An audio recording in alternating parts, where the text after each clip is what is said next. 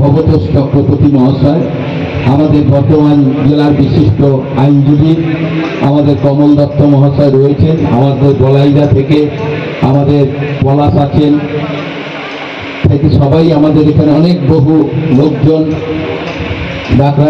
ডাক্তারবাবু রয়েছেন, আমাদের প্রাক্তন বর্ধমান মিউনিসিপাল হাই স্কুলের আমাদের প্রধান শিক্ষক শম্ভুবাবু রয়েছেন এবং শুভ থেকে শুরু করে আমাদের সুকান্ত আছেন, দুর্গাপুজো কমিটি আমাদের সমন্বয় সমিতির সম্পাদক এবং এই ক্লাবের সম্মানীয় সমস্ত আমার দাদা ভাইরা রয়েছেন। সবাইকে আমি আমার শুভেচ্ছা এবং ভালোবাসা জানাই।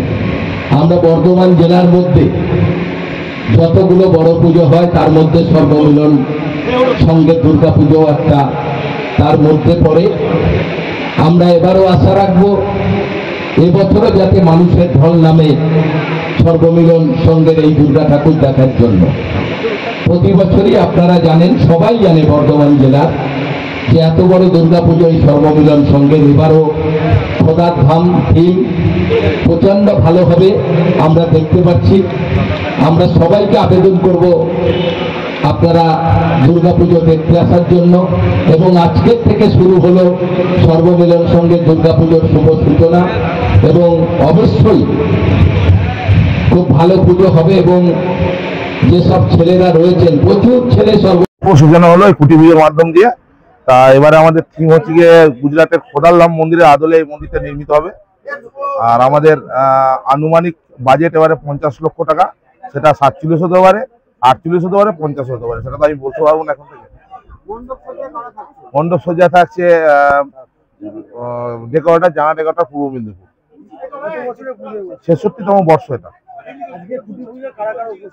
আজকে ছিলেন আমাদের বর্ধমান দক্ষিণের সম্মানীয় বিধায়ক খোকন দাস, উপস্থিত ছিলেন ডাক্তার গৌরাঙ্গ মুখার্জি, উপস্থিত ছিলেন 12 নম্বর ওয়ার্ডের কাউন্সিলর ভবদেব চক্রবর্তী, উপস্থিত ছিলেন 13 নম্বর ওয়ার্ডের কাউন্সিলর শ্রীমতী পম্পা পাল মহাশয়া, উপস্থিত ছিলেন শক্তিপদ পাল, আমাদের শক্তিপদ পাল, উপস্থিত ছিলেন বিশিষ্ট আইনজীবী সিনিয়র অ্যাডভোকেট বর্ধমান জজ কোর্টের কমল দত্ত মহাশয়। হ্যাঁ,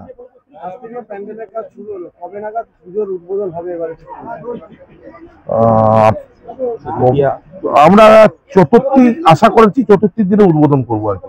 এবারে ডেটটা তো ওইভাবে যেরকম যেরকম পাবো সেইভাবে করবো আর কি। এখনো পর্যন্ত ক্লাব কোনো ডিসিশন নেয়নি, আমরা এটা বডির সঙ্গে মিটিং করে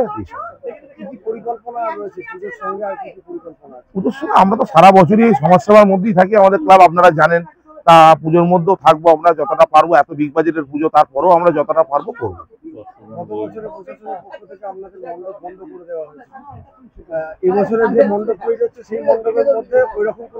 না, এবছর আমরা প্রশাসনের সঙ্গে সামঞ্জস্য রেখে এবং সামগ্রিক মানুষের কথা ভেবে আমরা মণ্ডপটাকে একদম প্রশাসনের নিয়ম মতোই আমরা মণ্ডপ করছি, সেটা বন্ধ করার কোনো জায়গা থাকছে না।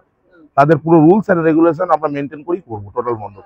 আজকে উদ্বোধনে বিধায়ক খোকন দাস একটি বার্তা দিয়ে গেছেন যে কার্নিভালে অংশগ্রহণ করার জন্য এবং ভালো করে কার্নিভাল করার জন্য। গত বছর আপনারা কার্নিভালে পুরস্কারও পেয়েছেন, এবারে ভাবনা চিন্তা দাদা যা বলে গেছেন ওটাই শেষ কথা। তা কারণ কার্নিভালে আমরা পুরস্কার পেয়েছি, প্রত্যেক বছর ভালো করে করি, এই বছরে আরো ভালো করার চেষ্টা করব। কার্নিভালটা তো খুব সুন্দর লাগে আমাদের বর্ধমান শহরে, যে কার্নিভাল হয়, আমরা কত মানুষ আসে, অগণিত মানুষ দেখে, এটা বিশাল ব্যাপার, এটা করতেই হবে। বাজেটের পুজো, কলকাতার সঙ্গে পাল্লা দিয়ে এত বড় বাজেটের একটা পুজো, 50 লক্ষ টাকা বাজেট, সেই টাকা কোথা থেকে ওঠে?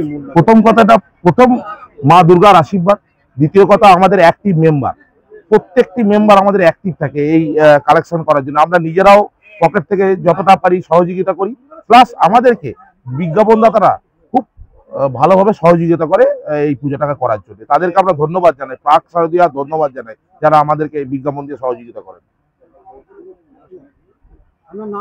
অভিক নন্দী, সম্পাদক সর্বুল্লাহ।